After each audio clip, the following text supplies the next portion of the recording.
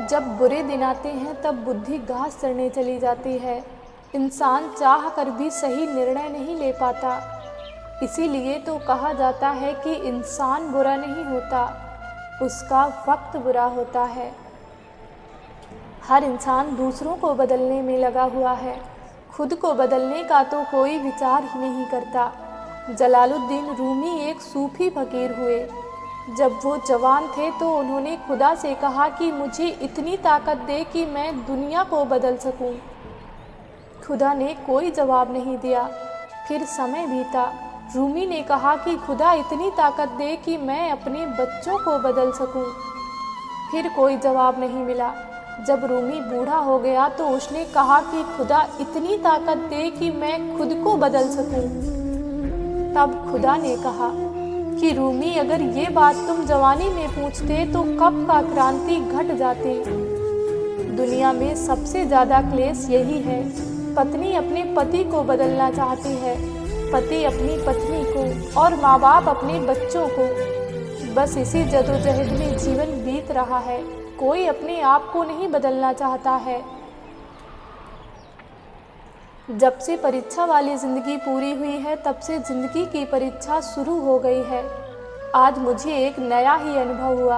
अपने ही मोबाइल से अपना ही नंबर लगा कर देखा तो आवाज़ आई, जिस नंबर से आप संपर्क करना चाहते हैं वो अभी व्यस्त है।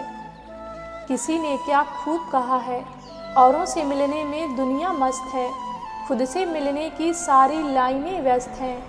कोई नहीं देगा तेरा साथ यहाँ, हर कोई खुद में ही मशगूल है। ज़िंदगी का बस एक ही उसूल है, यहाँ तुझे गिरना भी खुद है और संभलना भी खुद है। इस संसार में कोई भी तृप्त नहीं है। जब तक कोई चीज़ नहीं मिलती तब तक बहुत अच्छी लगती है, मिलते ही अर्थहीन हो जाती है।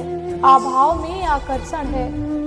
परमात्मा के मार्ग पर वही निकलता है जिसे ये स्पष्ट हो जाता है कि अपने से बाहर जाकर कोई भी कभी भी सुखी नहीं हो पाता है। अपने स्वभाव में रहिए।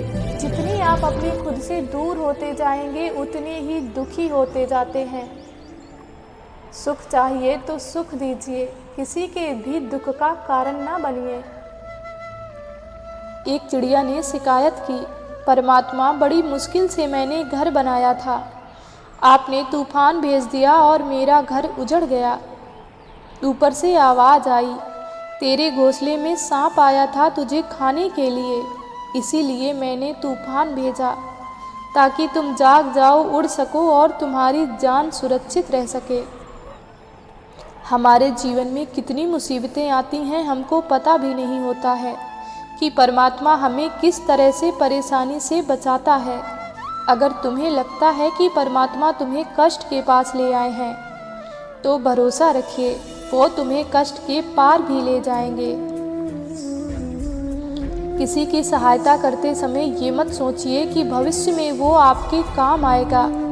बस सहायता करके भूल जाइए, क्योंकि ये आशा का भाव ही भविष्य में आपके दुख का कारण बनता है। जो भी आप कर रहे हैं वो परमात्मा सब देख रहा है, उससे छिपा नहीं है। दूसरे जो कर रहे हैं इसे भी वो देख रहा है। ना ही किसी को बताइए, ना ही किसी को जताइए। बस इतना विश्वास रखिए कि जब ईश्वर ने उसकी सहायता के लिए आपको भेजा है तो निश्चित ही जब आपको आवश्यकता होगी तो वो किसी न किसी को ज़रूर भेजेगा। सबका ख्याल रखिए पर अपना भी ख्याल रखिए।